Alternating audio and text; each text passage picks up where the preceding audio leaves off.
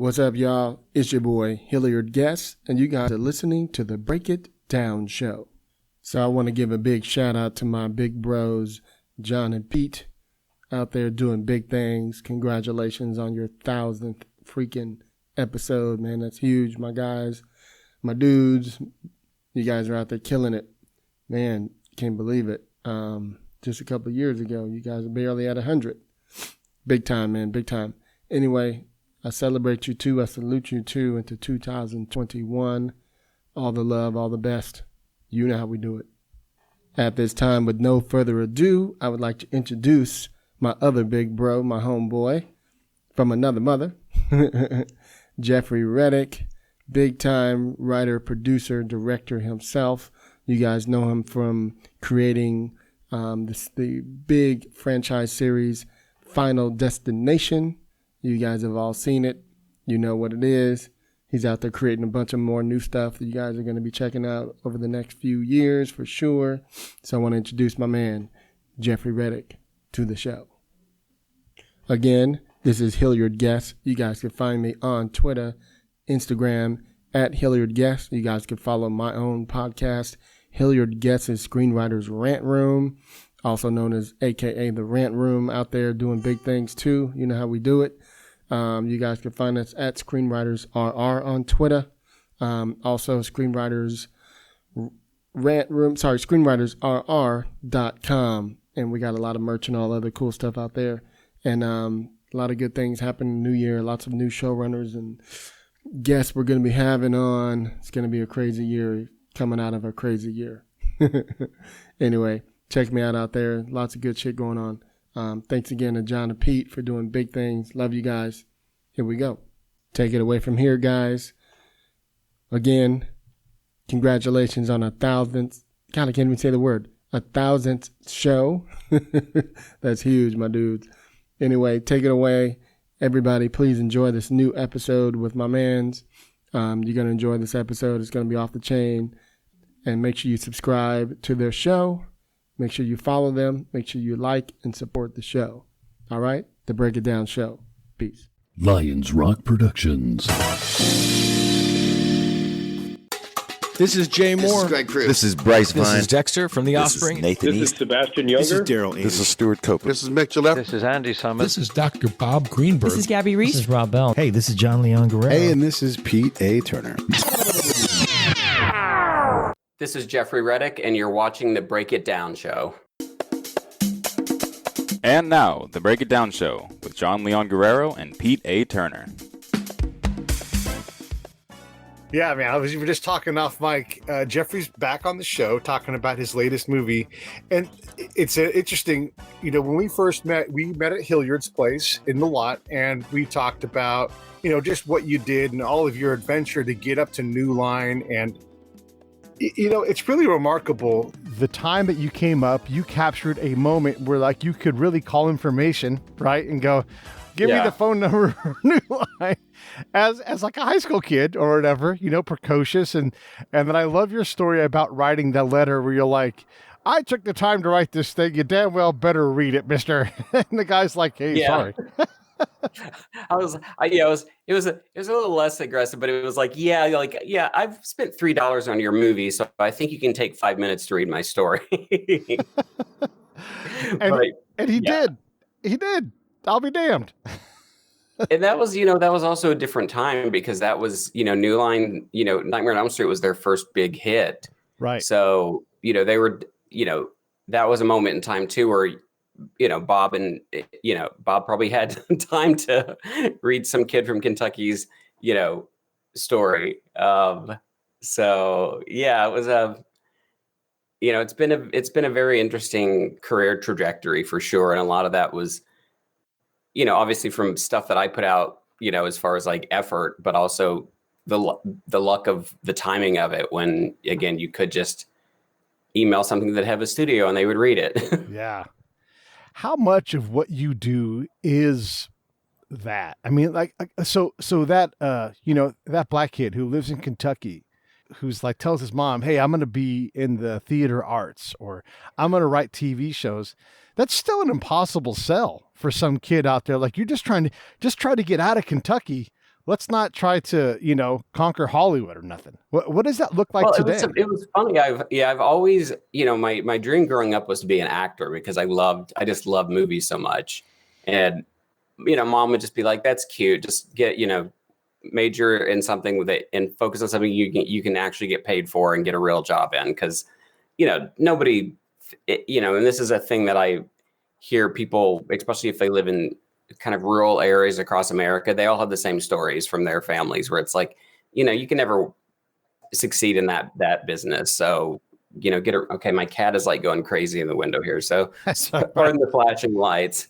But yeah, like it's something like your family, families just in general, I think it's probably because we don't teach arts, as much as we used to in schools. And like if a program is going to get cut, it's certainly the arts program because it's not seen as like a viable work to get into. But it's actually a lot of it's a hell of a lot of work to get into. And you do spend more time obviously struggling to make a steady income than you do in a set job where there's a track to start off here and then you keep advancing. But it's definitely worth it if that's kind of like the only goal that you have in life, or your only dream is to like be a writer or actor or singer or director or something that's, painter,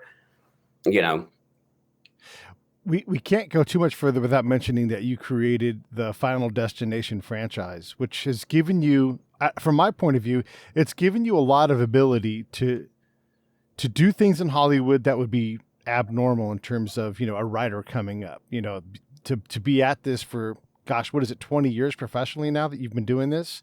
To have let's say 20. Okay, well, 15 or 10 or 5. It's been longer. It's been a long time. No, it's been longer. Yeah. Okay, longer. Right, because you started as a kid, right? Yeah, I guess so. It is longer. But that franchise tag, has that been helpful, or is it something where you're like, I don't want to be known as that guy? No, you know what? It certainly has been helpful. And I'm a big horror fan, a very proud horror fan. So I don't mind that tag at all. I definitely want to create other things, and hopefully, it's certainly a drag, and it's a high bar for somebody for their first film. So you're definitely chasing that, you're definitely chasing that dragon, I guess, for lack of a better phrase, the rest of your career. My thing that I did, I worked in New York, and since I kind of grew up inside the studio, when I sold the first one, I was like, oh, I can just stay here in New York and work and write on, and just keep doing this. And then when I sold my story for the second Final Destination, they were like, you need to go out, we love you, but it's time to go out and be a big boy writer. But I stay in New York. Like when I sold the project in 97, career advisories would tell you, like our advisors would say, go out to Los Angeles and start work in the town, because that's the peak time to do it. And I stayed in New York, worked at New Line Cinema, and didn't really come out to LA, and only came out to LA after 9/11. So it was, 4 or 5 years after I sold the project and it was announced that I actually came out to Hollywood to work the town. And by the time I got out here, they're like, who the hell are you? And I'm like, my name's all over the poster for Final Destination. But, the director and his co-writer had lived out in LA. And so when you're out here, it's like they put a face to the people that they see. So it was kind of a re-education, but it's definitely helped. It's definitely helped. It's just when people say, bring us something else like Final Destination, and then they'll say, well, this one's too much like Final Destination. And it's like Goldilocks's porridge. It's like, This one isn't like Final Destination enough. Yeah. And what they mean is they want that idea that is a different spin on something that's been done, like there are no original ideas, but the execution of that was original. And that's all like kudos to, New Line for taking a chance on it. Cause they were like, we don't like this not showing death and not having, a villain that you can see. Like that's not how horror works. And also kudos to James Wong and Glenn Morgan when they came on for fighting to make sure that it stayed that way, because it was a risk and studios don't take risks anymore. So it's like, well, if I brought you Final Destination today, you would pass on it. Yeah. Yeah, and it's like, bring us something, and you're like, how about this something different? Not a horror film. Whoa, and they're like, no, not Yeah. that something. Bring us something else. You're totally right. So it's all comic book movies. It's all sequels. Why has Hollywood become so? I don't know. I hate to put this in a negative term, so I'm just going to fail and do it. Why are they so locked in on something that's? I remember I used to want to see a sequel, right? Like as a kid, like, man, here comes Superman 2. I was stoked for it, right? Yeah. But now I'm like, oh God, can't we just get a different story? It's just, what happened? It's pretty, and I saw it happen when I worked at New Line. It's a pretty basic thing. I mean, it's show business. And when I worked at New Line, like, Bob Shea is a movie lover. Like, he loves movies and the creative side of it. Mike DeLuca who was, working at New Line at the time, was a movie lover. And now you see a lot of business people have taken over the studios because they want to, and so their decision process is all about risk mitigation. So for them, it's more, when they do a sequel or a remake or do a movie based off a big book property, in their minds, it's like, well, there's an audience out there for it. So if we just redo it, or if we adapt this book series, then honestly, their thinking is like, if it fails, it's not going to land on me, because I'll be like, well, that was there were 10 million people that read that book, it's not, my fault that they didn't come see the movie. Right. Yeah. Yeah. And when you do see original stuff coming out of studios now, it's like Chris Nolan has to do like, 2 or 3 Batman movies before he could do Inception and then do Tenet. It's like he had to continually prove himself at the safe blockbusters before the studio would give him the money to do something original. So the very good news is there's so many more outlets and production companies out there that you don't have to worry about trying to get directly to a studio. It's almost honestly, it's almost impossible to get to a studio. Like, most of the work now is, you try to either get to a production company that puts out their own stuff or has a distribution deal, at a studio, or you get with companies who have a first look deal at a studio, instead of trying to go right to the studios. Cause it's like, it's just hard. It's even hard to get like a new Final Destination going. I mean, I'm very proud that we've had 5 sequels, but if you look at the horror landscape, like, I think we're probably one of the only hit franchises that's only had 4 sequels actually. Right. Yeah. I think we're like 5, Final Destination 5. Yeah. I am bad at math. It's a COVID brain. It's but like, Friday the 13th and Halloween and, all the other big horror franchises have had like 15 sequels and reboots and, reimaginings and prequels. And yeah, it's pretty funny. You don't have to answer this, so definitely feel free to bow. But does the access to the franchise create a lot of financial freedom where you can pick and choose what you want to do, or are you having to, like, I constantly have to do the same kind of things as Chris Nolan? Like, I've got to go do these things to earn the right to do what I want to do 1 in 4, 1 in 5 times. Oh no, I mean, yeah, no, I definitely. I mean, I wish I was Chris Nolan. No, but I definitely have to continue, because again, people obviously have this assumption that, Final Destination's made like, over $1 billion, I think, in box office and ancillary markets. And Right. so they automatically think like, I got a huge chunk of that. And that's not how Hollywood works, unfortunately. So people always talk about Final Destination and about how, in our rooms, we're always saying like, we want something like Final Destination. So it's great to meet with you and hear your ideas. And then you tell them the ideas. And again, like I said, they still want the same safe stuff. Like they're not willing to take a chance on something that's original, which even New Line, like, we had to threaten, the producers had to threaten to take it to Miramax, like New Line's competitor. They were like, if you pass on this, because they didn't officially keep passing on it, they kept saying, well, we still have so they kept equivocating like why they weren't ready to pull the trigger. And the producer's like, well, if you pass on it again, we're going to go to Miramax. And then New Line's like, we'll buy it. Yeah. So, it's that thing where, again, they say they want something original, but they're scared of it because, again, there are jobs on the line. Like if an executive greenlights something that's original and risky and then it fails, they're going to get the blame. Yeah. And so business people don't like to, they like to cover their assets.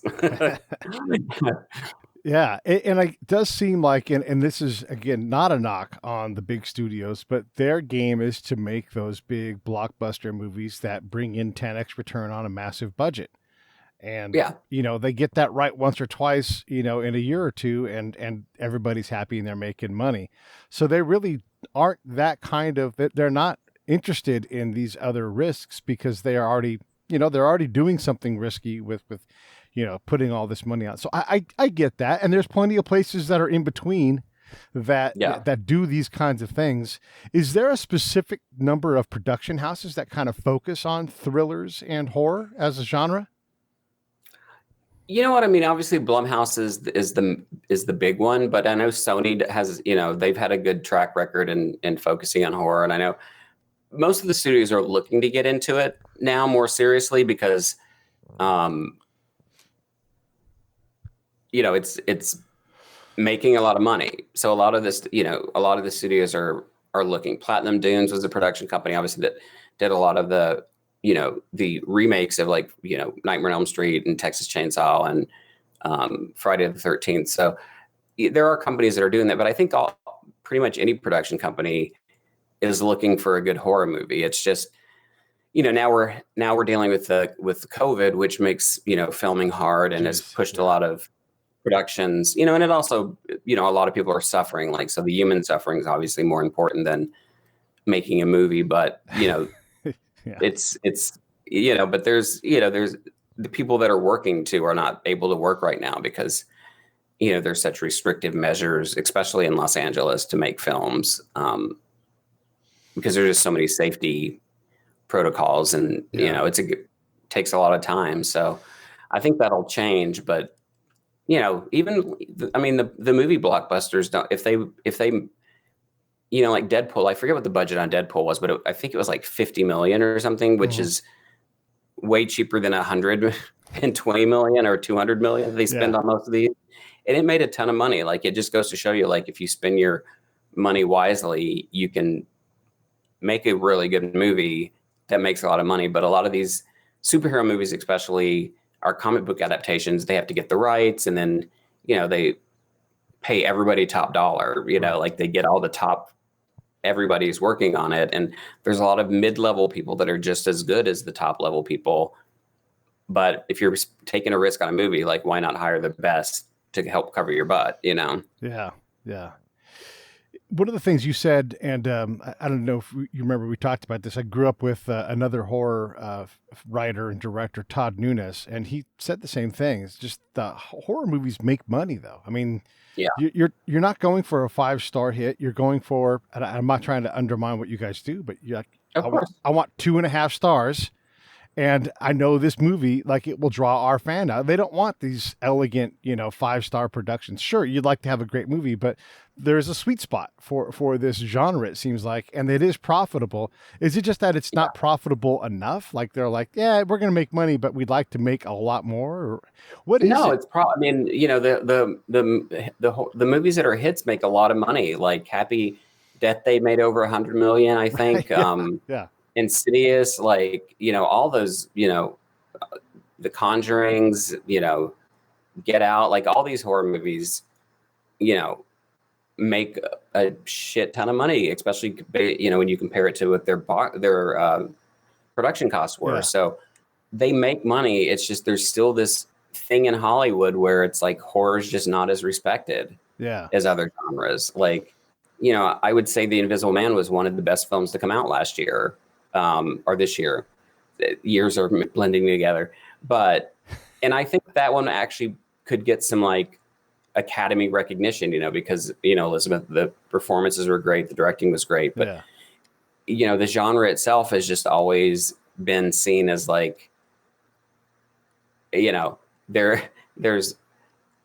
porn and then there's horror, as far as respectability in the business goes, and it's been frustrating as a fan growing up in the business, where it's the studios gladly make them, and they talk about how They make money. We Yeah. don't need stars. We just need a good story. But then, when it comes to kind of rewarding great horror films, like they don't do it. Right. There's just a bar for horror that's set incredibly high. And even the ones that surpass the bar and are horror films that are better than dramas or comedies will just get overlooked. And from talking to Mark Pellington, who Yeah. directs, he's like, I can't even get a thriller made at all. And I would love to hear your thoughts on the line between thriller and horror, like when they, because a lot of times they blend. I think a lot of your stuff is kind of thriller-esque, but also has the horror element to it. But he's like, you can't make a thriller movie unless you pay for it yourself on Hollywood, and no one's doing that. What are your thoughts? Like, why does a whole genre like thriller go away? And then what is the distinction between the two? I mean, I have a very wide umbrella for horror, so I consider like a really good thriller to be a horror movie as well. Any movie that like makes you scared and nervous and tense, Get Out was more of a thriller than but I consider it a horror movie. But I'm sure, if movie critics were breaking it down, they would probably call it a thriller. Right.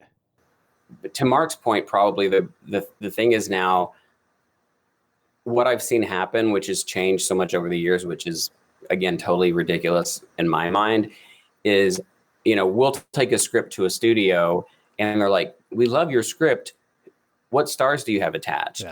And I'm like, hey guys, when I used to work at New Line Cinema, I know it's been a while, but they would buy a script and then they would attach stars. That's your job. Like they almost want you to bring them a director, a star, and a script.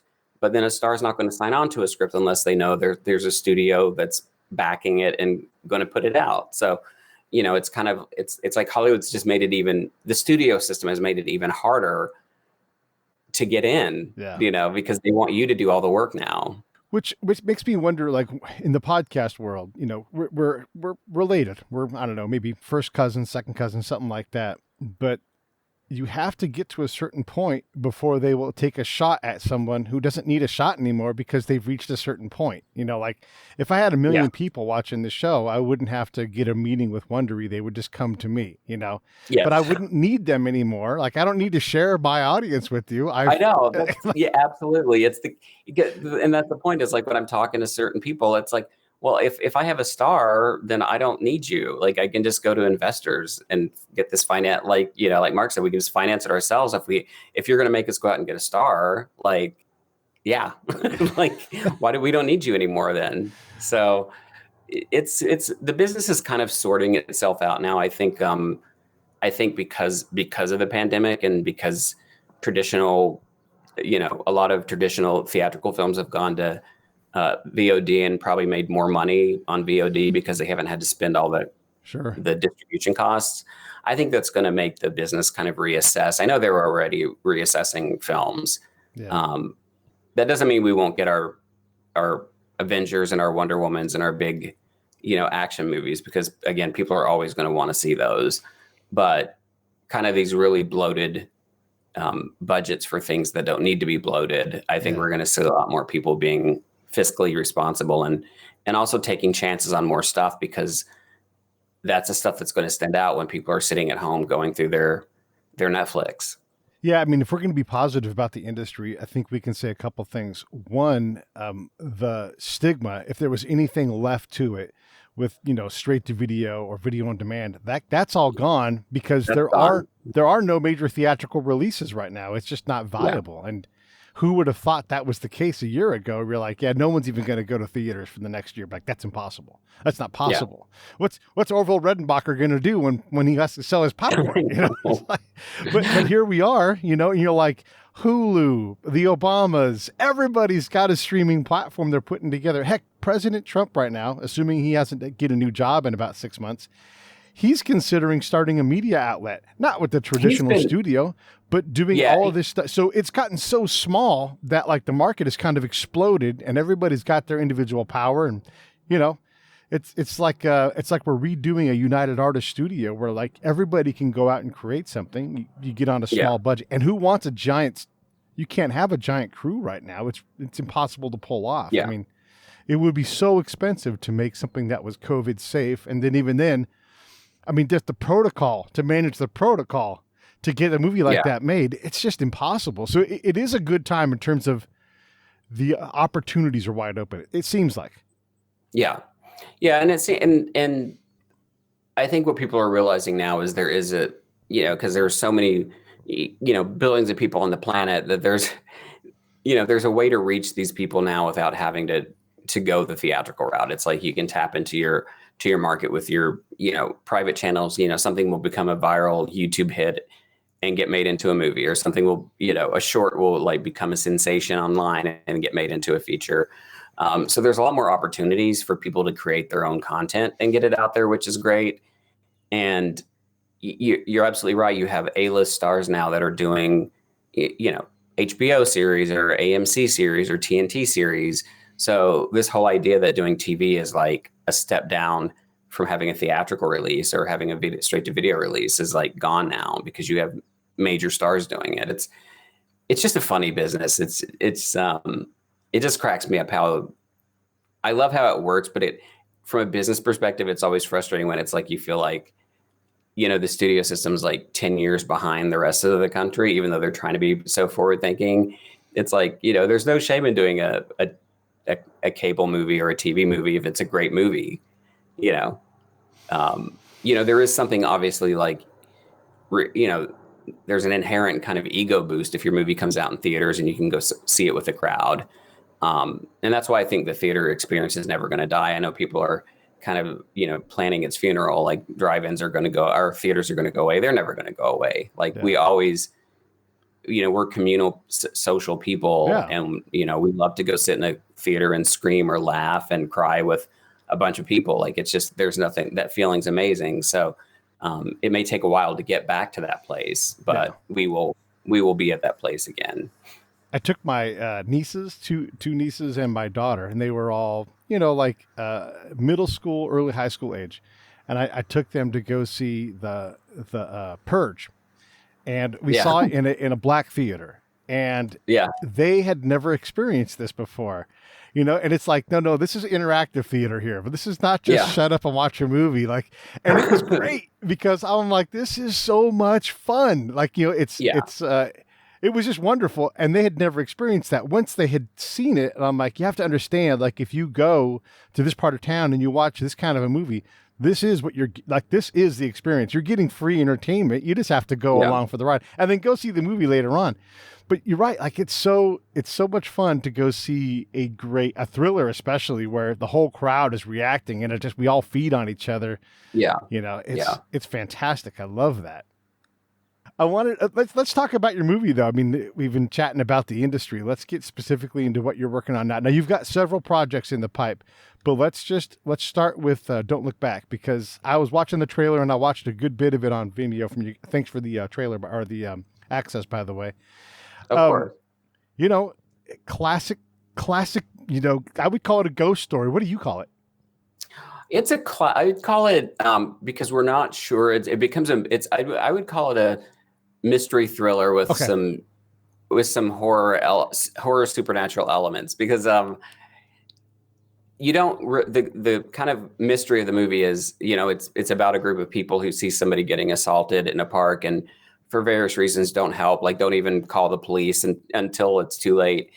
And the person dies and the witnesses who were there get outed to the public, and then something or somebody starts coming after them. So the lead character is kind of trying to solve the mystery of the murder in the park, but she's seeing things she's kind of a spiritual woman. And so she's seeing things that lead her to believe that his ghost maybe is haunting them, but you're not sure if it's his ghost. You're not sure if it's karma. You're not sure if there's a killer out there and she's just imagining this. So that's the kind of that's the driving force of the movie. So it is funny because as much as I love horror, like I picked the type of movie that they tell you not to pick when you're first directing something, which is, it's basically a mystery thriller and potential supernatural horror movie. And you don't know what it is until everything comes together at the end.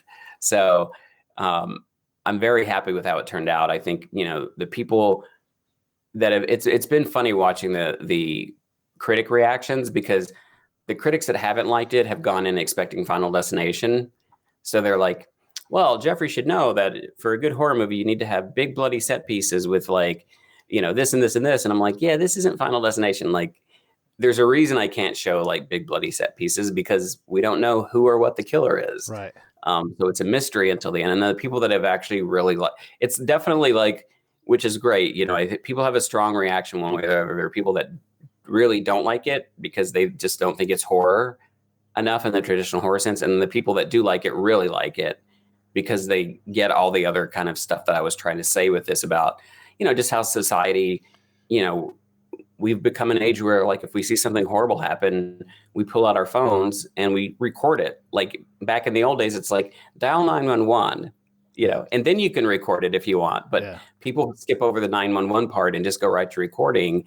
And I think that speaks to like a real problem that we have in society right now with apathy and also with this film, faith is a strong element of it. Like the lead character is without, pounding it over the head, she's a Christian woman of faith, which is interestingly has rubbed some horror reviewers the wrong way. But the movie deals with guilt and faith and, karma and apathy. And, it deals with a lot. I crammed a lot into a short movie, but I wanted to, deal with those kind of themes in my first film for my first time directing. Yeah, I saw that you were directing. I didn't realize it was directorial debut for you. Congratulations. I just assumed you had already directed. You've done so many things. So no, I directed a short and I directed a friend's music video, but this is my first time directing a feature. So it was really exciting, and you learn a lot. You get if you've been on, because I've been very fortunate to be on most of the sets of the films that I've done. You watch other directors and you're on set and you do a short and you're like, oh, I know how this is going to play. But until you're actually directing a feature, you don't realize all the stuff you don't know until you're actually on set. So I learned so much that now I'm very ready to kind of do my next one, when it comes along. I had a couple of very young filmmakers. They've made a feature film, which already, as you know, is impossible to do, but they are just so young, and film school and all that. Like the director kept saying, and this is not in any way a knock, I'm just trying to draw a parallel. He kept saying, I learned this in film school. And I kept stop saying that. Just say, I know this, master it and everything. But yet they pulled off this movie. And I mean, look, you can get in there with the critics comb and complain about it, but I look at it as being, you've created a piece of art no matter what. This is a movie. It's viable. It got bought by Indican. So, they did it. But they're so young. Yeah. How do you compare your journey to get to this point and direct? Because you're right, like your first time, you can see it and do it, but until you put your hands on it, you don't know it. But how does someone so young and precocious do this and someone so seasoned do it differently? And I don't know, just talk about that. I always tell people, because I speak to a lot of classes and a lot of students, and I always tell them, like, the passion and the fearlessness that you have now, it'll start going away as you get older. And a lot of it's because this business will chip away at you and break you down. It just will. It's a tough business once you get into the business part of it. But when you're young, like when I was growing up, we didn't have access to like 4K cameras on our iPhones. Right. We had to get out the old clunky, we were happy when you could record when we got the cameras where you could record on VHS, you know. It's like, so, young people today have access to so much. And I remember I was judging the horror competition and I'm blanking on the school here, but it was a high school here in Los Angeles. And I went there and like several of the students couldn't be there because they were in Cannes, which cracked me up. Wow. And I remember the winners of the competition, and I have their names somewhere, but they won the film competition for a film that they did. But the best film that I saw was still from them, and it won the audience award. And it was the film because they had finished shooting their movie on like Saturday. And they're like, well, we still have our equipment till Monday, so we might as well just do something else. And so they just came up with an idea. Wow. Hired some neighbors and shot it. And it was the best film of the competition. And it was because they had that passion and that like let's just get something done. And that's how you, especially when you're younger, that's the energy that you have, is like, let's just do this and let's just make this. Yeah. They have the resources to do it now. So, my advice is always like, I talked to Craig Perry at USC USC here. He asked the class, he's like, okay, how many of you directors, raise your hand, and the directors raise their hand, and writers raise your hand. And then he said, now how many of you all are friends? And none of them were friends. All the directors were friends with other directors. All the writers were friends with other writers. And he's like, that's the problem. Yeah. Like, you're a director, you need scripts. You should be making friends with the writers.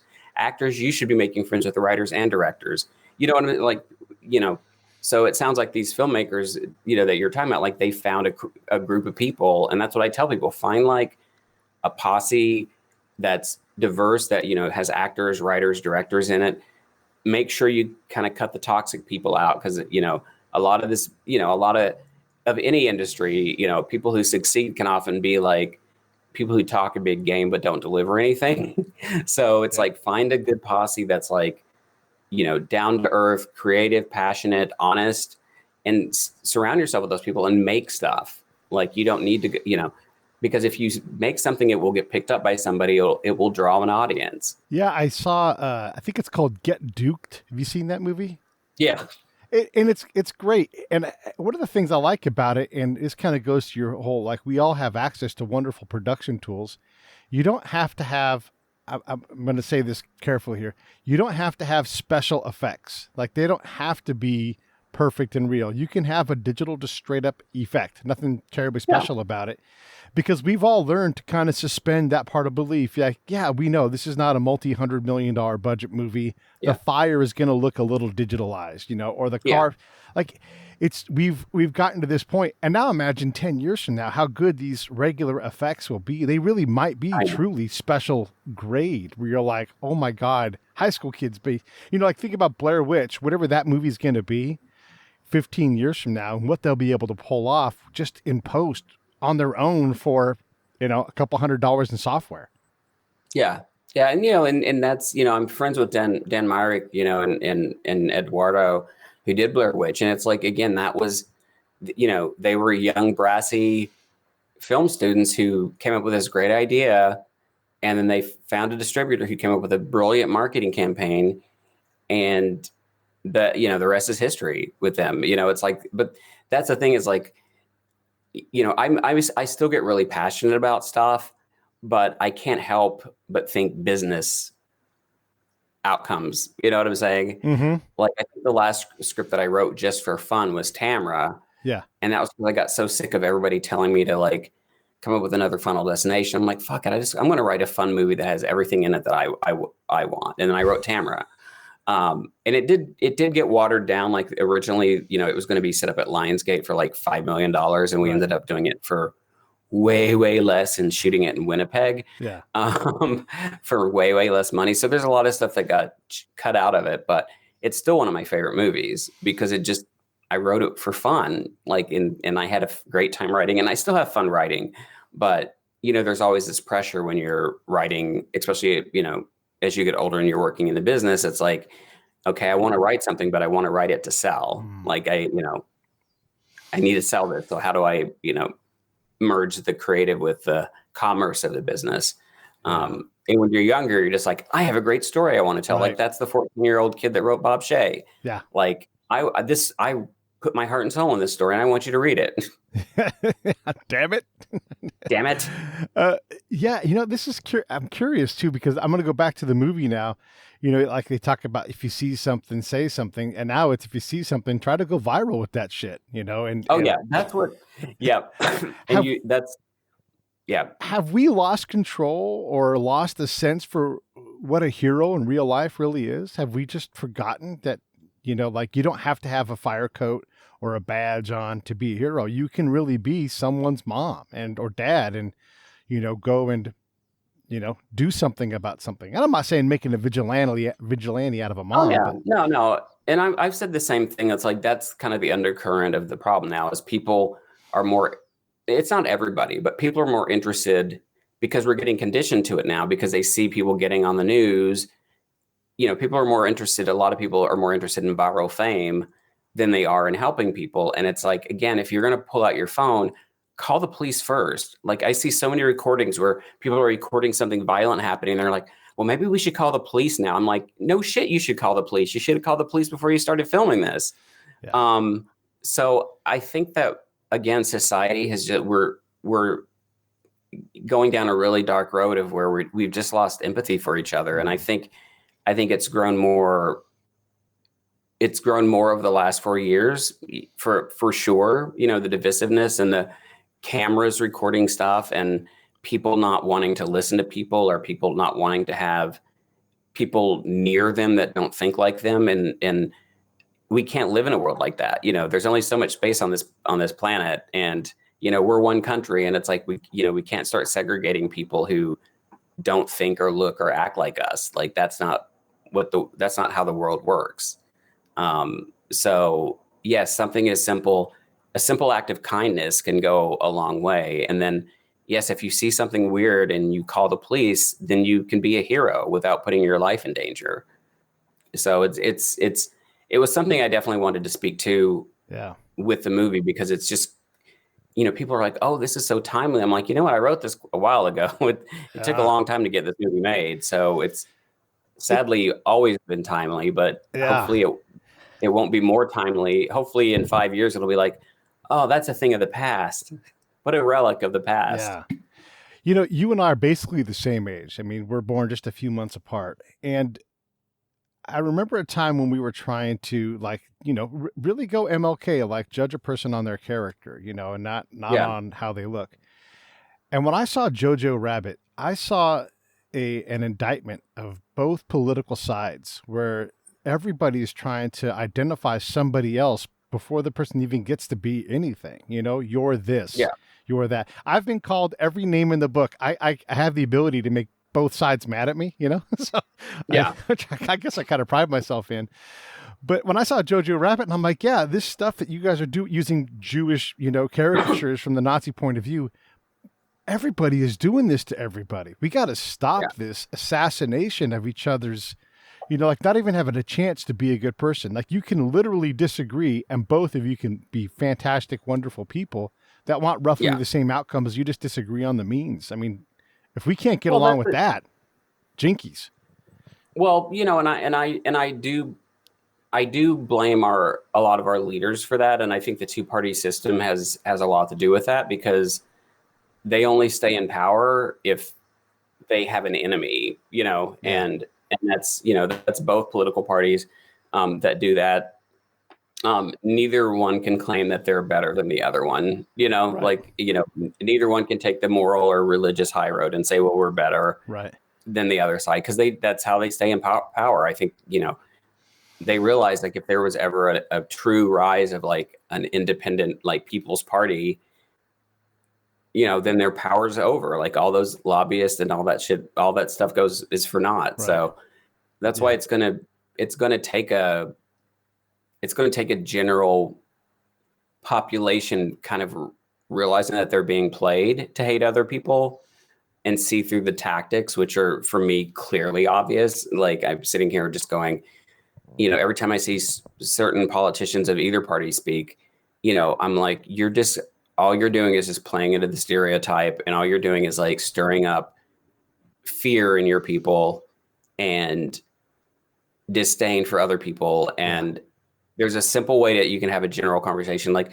I have like friends that are like ultra right-wing evangelicals. I have friends that are like ultra left-wing atheists, and we get on the phone and we have conversations, and they're like, well, I wish everybody would talk like you. Yes. And I said, but you need to talk to other people.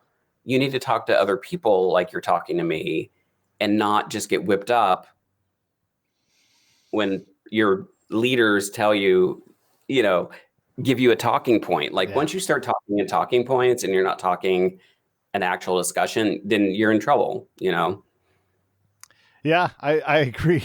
The other thing is, if you're that whipped up in something, find something else to get whipped up about, go create something. So editorially, as you try to decide what you're doing, and I understand Hilliard's writing process, he's kind of like a conveyor belt. He's like, now I'm working on this, now I'm working on that, and that he's just wish I was like that. Well, yeah, right. And I saw one of the things you were talking about, kind of your pace. You're more, I guess you would say more artistic. Like, this is when I can write. Now, if you have to work, you work. But, when you're writing your own stuff, editorially, though, how do you sort out, like, I need to write something, and fill this bucket and fill that bucket. And I want to go fill that bucket, but I'm not able to right now because I got to get, how do you sort all that stuff out when you're creative? Honestly, it's usually with the work that's coming in Okay. and the deadlines that I have. Like, I'm like, I had and I try not to do this often, but I had a script I was supposed to turn in today, and I called the showrunners and I was like, "Hey, how hard of a deadline is today?" Or yesterday I called them and they're like, "Well, actually, if you got it to us Monday, that would help us because we've got a lot of stuff on our plates." So I'm like, "Yay!" So that gives me a chance to, But a lot of my work is based just upon the work that I have now. Like, I mean, I am like Hilliard in that, I'm doing a lot of stuff at the same time because I'll be pitching for this project. I'm up for this project, so I have to have a pitch for that. I'm rewriting this. I'm working on this show. I still have my horror scripts, that haven't been picked up that I'm still trying to hustle. So I'm doing a lot at the same time, but I focus my writing on what's in front of me. Like, cause like right now it's like, I had this major like debate the last couple of years, like what new thing do I want to write? Cause I have so much work stuff set up that I, at some point I want to write a new script and, and I've kind of settled on the fact that I want to write a gay horror movie. Like it's just, there hasn't been one. I shouldn't say there hasn't been one. There have been some, but I want to write one. And at first I put the pressure on myself that it has to be some kind of high brow take, like Get Out, on the gay experience.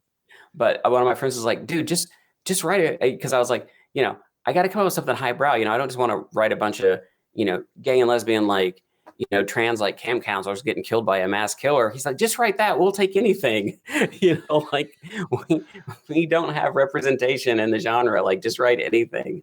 Yeah. So, but I'm going to approach that once I get into it by making it, I want to make it fun. Like, I want to have fun writing it. So, but it's like, when am I going to get the time to do that? Yeah. Right. And that's why I'm asking this question of you, because you've got to pay the bills. You've got to flex your artistic muscle.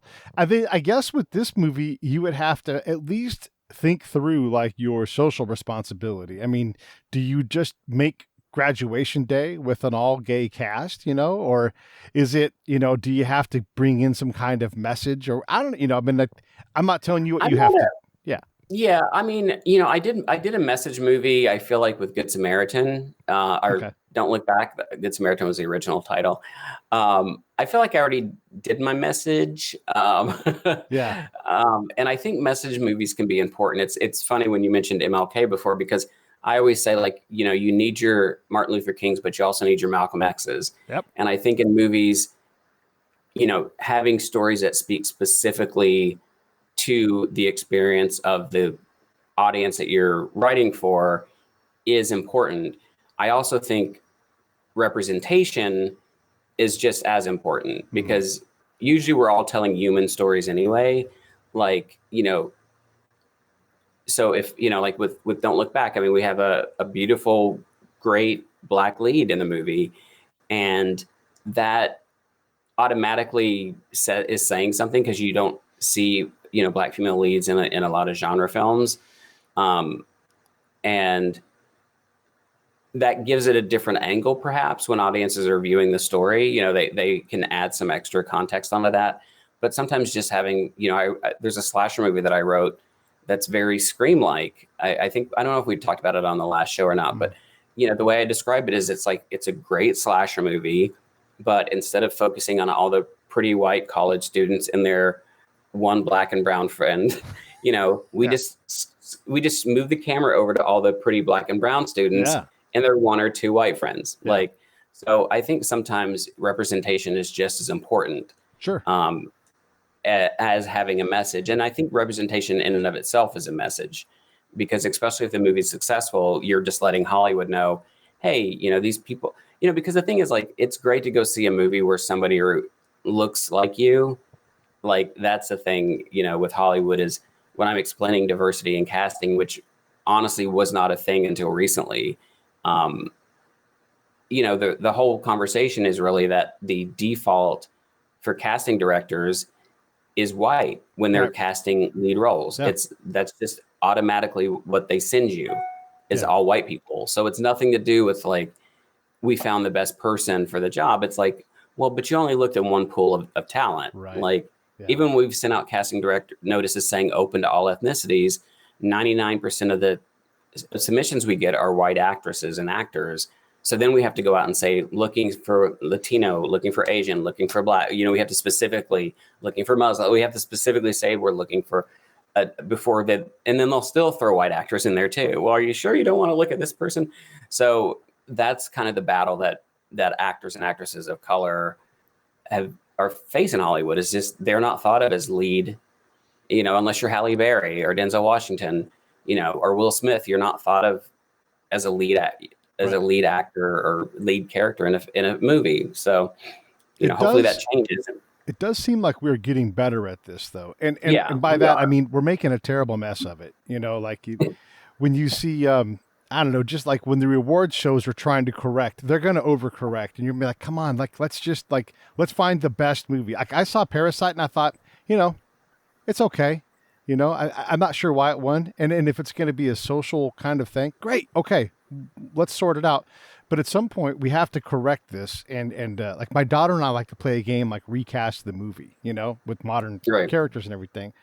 And I know that I have just because culturally I'm a white dude. And so I cast with the white people in my mind. And then so we'll kind of go through an initial push, get everybody casted. And then I'm like, okay, now let's get uncomfortable and let's find a character who's whatever, transgendered or gay or whatever it is. Let's completely flip this relationship by making this other character something else.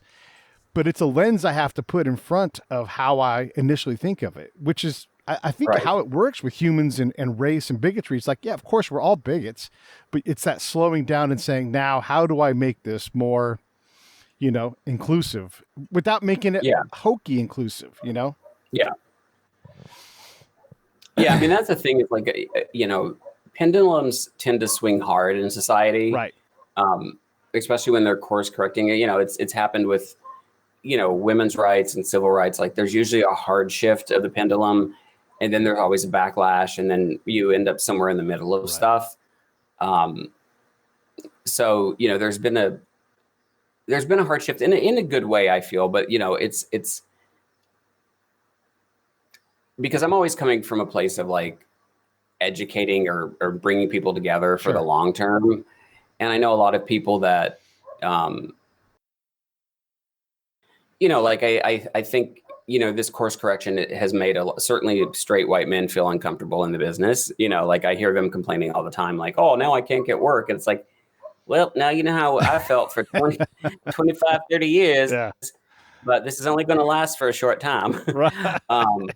But it's not true. They obviously can still get work. It's just like when you're used to kind of being like, people's first choice, like you said, when you have that lens on, when you're used to being the first person called in for a leading role, and now all of a sudden they're bringing people that normally are overlooked, you're going to feel like it's a slight against you, but it's not a slight against you. It's just like a correction that the business is making. So, they're settling into it, but it's funny, even after Black Panther came out, I'm like, that is the blackest movie I've ever seen in my life. Like from like the soundtrack to the accents to the locations to the costumes, and that movie blew away most of Marvel's superhero movies.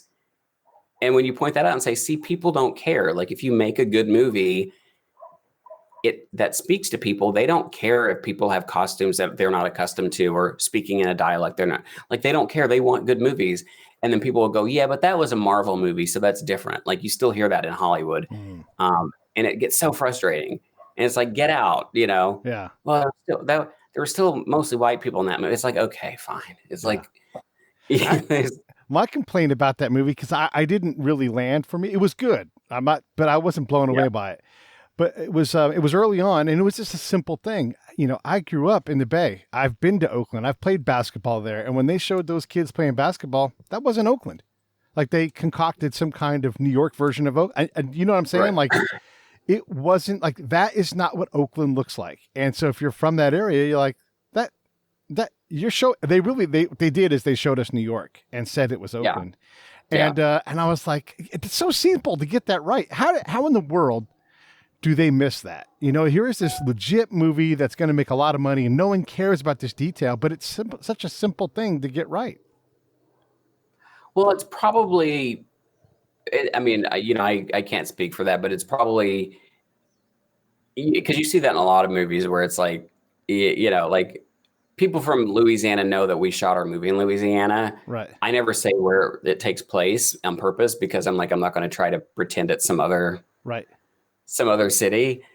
But yeah, when they're working on big budget things like that, it's like, well, we'll just, they look at pictures and then they just try to recreate something, wherever they're shooting. Because, they're like, well, we can't afford to fly a crew and cast down to Oakland just to shoot, these kids in this one scene. Right. Yeah. Yeah. And the movie did great. They didn't need my help or my approval or anything. So they did just fine. But it is funny how those little things can nest in there. And you're just like, I couldn't let it go. And I'm like, let's let it go, Pete. But I couldn't. I was so aggravated by that. You're like, you don't understand. Yeah, they don't understand Oakland. Yeah. My mom drove by a Black Panther protest once. So I don't want to take too much of your time, but seriously, man, we shouldn't take years in between doing these things. Anytime you're working on something, and I can look in your IMDb, you're working on stuff. Do you want to talk about any of your upcoming projects at all, or is it all sort of pre-talk about stage? No, there's a couple of things I can talk about. I mean, obviously, Don't Look Back is out now on iTunes and Amazon and Vudu and all the streaming services. So, definitely if you get a chance, I'd love people to check that out. Yeah. I also produced a movie called The Call that Timothy Woodard Jr., who directed The Final Wish a couple years ago, directed. It has a Lynn Shay in it. Again, we reteamed with Lynn Shay, but also paired her with Tobin Bell, which is super exciting. It's their first movie together. And that came out in theaters and is now on VOD too. Okay. So, and it did really well in theaters, like especially because of the COVID, thing. It was like in the top 5 for a long time at the theaters. Yeah. And it's a really fun, like, if you want a straight up horror movie, like The Call is your straight up horror movie. And then your Don't Look Back is the kind of mystery thriller that you can watch with your friends who are normally too scared to watch a horror movie or don't like horror movies. They can watch that one, but it's a good double bill. I'm working on 2 animated YA series for Netflix, which is fun. One they've announced, so I can talk about it, but it's a spinoff of the Usagi Yojimbo Japanese comic book. Right. And it's been so much fun writing in that world. It's just been a lot of fun. We still get to kill people, but it's only in silhouette and you can't kill them much. You can't show much. Gotta be real gentle with it. It can't be a lot of killing, only a little bit. I love it. And then, the other things that I have going on are potentially going on. We're just waiting for deals to happen and things. So as always, I just tell people to follow me on Twitter. Okay. Yeah. I just tell them to follow me on Twitter because I always make announcements, about what I have going on Twitter. Right. What's your Twitter handle? Oh, Jeffrey A. Reddick, Jeffray A. Reddick. Oh, you know how to spell my name.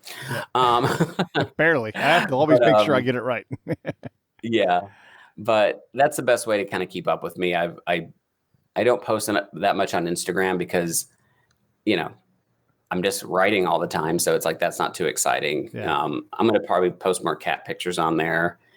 And, and maybe if this working out a little bit in keto diet pays off, maybe I'll post a shirtless picture someday. We'll see. But that's what you have to post on Instagram. That's all they care about is get that shirt off. So Twitter is the best way to stay up with what I'm doing. Okay. And, but yeah, I am really proud of Don't Look Back. And again, we've gotten some, really positive responses. So, I hope people will check that out. And if they like it, kind of spread the word because it's a special film for me. It's, my first one, so it's not perfect, but it's real. I'm proud of it. I'm really proud of it. I've decided that I'm not going to complain about lower budget movies. I guess I don't know what the nice term is because there's nothing wrong with making a movie for any amount of money. But indie movies. What is it? B, you said? No, indie movies. Oh, indie. Okay. How about yeah. Okay. So I am not going to be as critical of indie movies because you guys are doing incredible things, and I can't complain about the this shot or that shot thing if I want to still complain about all the ridiculous superhero movies and see forever just so many spin-offs and everything else. Like I want the original ideas. That's the indie market. And I've become really comfortable with how the movies look, and I think it's great. The other thing I want to say is you think about how many times, I'm talking mostly to the audience here, you might have gone to a theater in the past, maybe it's 5 times a year, once a month, twice, whatever it is. Do that with video on demand. Just have a night with your friends, throw a projection on the wall or whatever it is, make some cookies, invite some people over, spend $5, and then just put some money back in pockets for people like Jeffrey to make wonderful things, because here he is writing his heart out and working hard to bring us things, whether it's Don't Look Back or, whatever, the next Final Destination. Spend some money on these movies because these indie folks, there are some wonderful stories. And it's not just, I've had a bunch of international films come on, but these aren't foreign films from the olden days where you're like, what in the hell did I just watch? These are just straight up good stories, and I love it, man. I love being able to explore this universe with people like you and pick your brain. I think the world of you, and thank you so much for coming on, Jeffrey. Of course. Thank you for having me. I appreciate it. And yeah, let's not make this a couple of year thing. What episode am I now? 800? 800 and something. I've got to look. Yeah. We're about to get to 900. That's a lot of in between episodes. So we got to fix that. Yeah. Steady. You have too many projects. We got to talk about them.